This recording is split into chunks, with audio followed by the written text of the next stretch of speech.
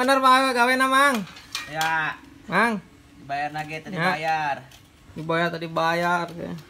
Ay, tadi mie ayam. Sama lain DP. Oh. Ya, di Ponokuni lamun anu bade ngadamel saringan kasih mang-mang ieu. Bari jeung kukuiran yang bahana. Tadi dia mah hese.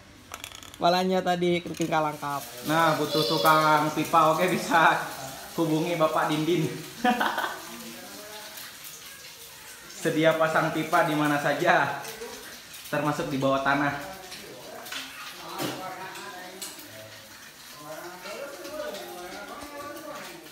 Nah, ini saringan.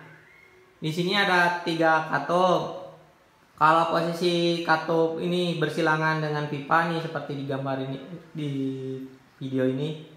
Ini posisi saringannya tidak dipakai. Dia langsung bypass dari sanyo langsung ke arah bak. Nah, kalau katup ini dibikin bersilangan, posisinya bersilangan dengan pipa, dan katup yang ini lurus pipa, ini lurus pipa, maka posisinya nanti dari sanyo masuk ke saringan dulu, baru ke bak. Jadi di sini kesimpulannya katup 3 ini untuk memilih menggunakan saringan atau tidak menggunakan saringan. Nah, terus di sini ada katup buat air ke bak belakang, dan ini katup buat air ke bak depan nih, bak yang ini.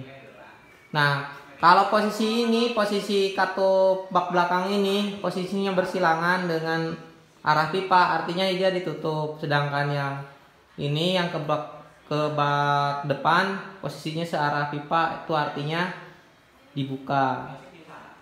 Jadi ini fungsinya untuk mengatur arah aliran ke bak belakang atau ke bak depan.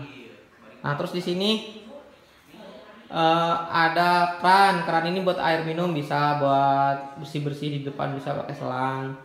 Nah, kalau buat air minum harus melalui saringan dulu, tadi saringannya harus diaktifkan dulu. Nah, jadi kesimpulannya ini itu fungsinya katup untuk mengatur arah aliran air.